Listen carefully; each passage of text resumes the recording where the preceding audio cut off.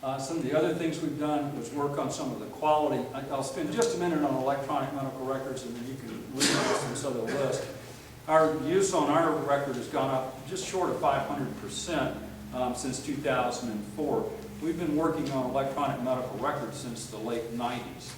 We've worked with Cerner as our lead partner, another Missouri firm.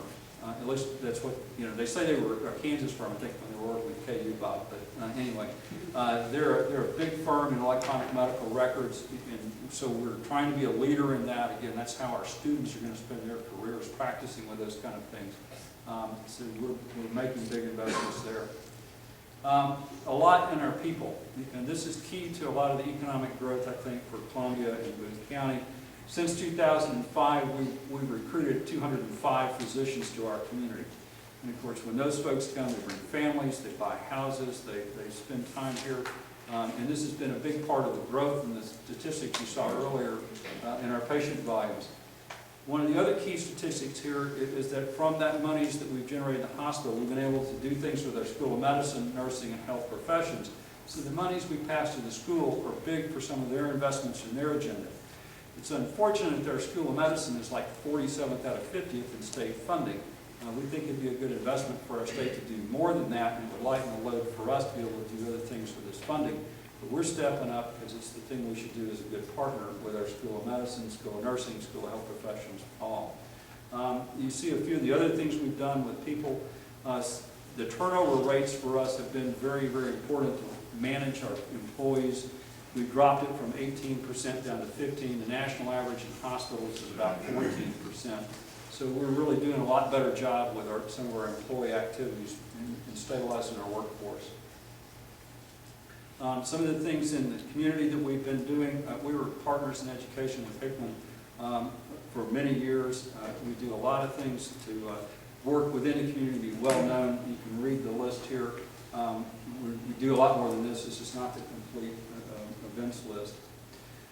Some of the other things that we've done in the last year, working with Dan and Boone Hospital Center, Speaking of Women's Health. Dan had been doing that for a while, and this last year invited us in, so we've been doing that jointly, and I think we've got it on the books again this year, Dan, to do that. So we're really proud of our work together. Some of the other things on here, the ambulance service with its 40th year anniversary. That's another thing that we do well with Boone Hospital Center. And as Dan and I say, we try not to oversteer that. Our employees and our staff do a great job of 911 response in Boone County, so we have a great partnership with that. A bit on the investments, we talked about Children's Hospital. We made this decision back in the fall of last year, and we should be in by the spring of 2010. We're renovating several of the floors and the entrances and the like. But it'll be all private rooms, whereas now we have semi-private rooms for our Children's Hospital. And it's awfully crowded in 1950s vintage building with those semi-private rooms. So, and if you know Children's Hospitals, they don't come alone. They've got parents and others that come there. When you're trying to deal with infection rates and other things, you want those private rooms. So that's a huge step for us. One of the other big challenges for us was the pediatric intensive care unit, since we're a big referral hospital. In a way to have dedicated space for that, plus an expansion of the neonatal intensive care unit. And Bob showed you a picture of Dr. Tim Fate, who's just joined us. Outstanding leader, Dr. Ted Grisham, who's been the chair of that department and still with us, but he's practicing nephrology, and Dr. Fate stepped in as the chair. And then the last one is the Orthopedic Institute, which we should open in the spring of 2010 as well. Bob showed you the slides, a little over 100,000 square feet. Back in 2004, when we started with orthopedics, with Dr. Jason Calhoun joined us as the chair, we had 3 practicing orthopedists. Right now we have over 20. So we've done a great job in recruiting.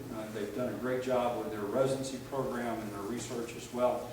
They've been a great addition to the School of Medicine and one of the big growth factors for us. I didn't put pictures up here, Jackie, of the parking garage, but one of the big issues when you come to University Hospital is parking, and not just on game day. Working with Jackie Jones and others, the parking garage is coming right along with the 2,000-car garage. It'll help support both the hospital, the Orthopedic Institute, and our office building that is out there. as well as other things for the campus. And it should be on by the spring of this year, late spring, maybe early summer of this year. So a nice job working together within that framework of the university for that. And I'd be remiss if I didn't mention Ellis Fischel. As you know, last year with the Lewis and Clark initiative, the governor had assigned us $31 million for Ellis Fischel Cancer Center, and we were going to match that pretty much and have about a $50+ million cancer center and move it to the main campus. And then in Governor Nixon's budget, the $31 million went away. And so like most of us, get questions about what are we going to do about that. And I think President Forsey addressed that very well at the Board of Curators meeting last week. He said that it's our intentions to pursue $31 million with the state. If it's not through the Mohila funds and Lewis and Clark initiative, we're going to work with the state to see about finding the funding for that, because Ellis Fischel and that cancer center is desperately needed, and it is desperately needed to be on the main campus with the rest of our medical enterprise. And so we're moving forward, working with the governor's staff about what our alternatives to that project would be. For university, you realize that the University Hospital is a 50+-year-old building, Ellis Fischel is a 70-year-old building, and Missouri Rehab Center that we worked with the state back in the early 90s is a 100-year-old building. So I guess, Jackie, I laughed earlier and said, well, maybe for some of these I could get museum status. We do have some capital-intense projects to replace these facilities and teach our students in the right place and take good care of patients. And I think, Larry, I should be at the end. Great job.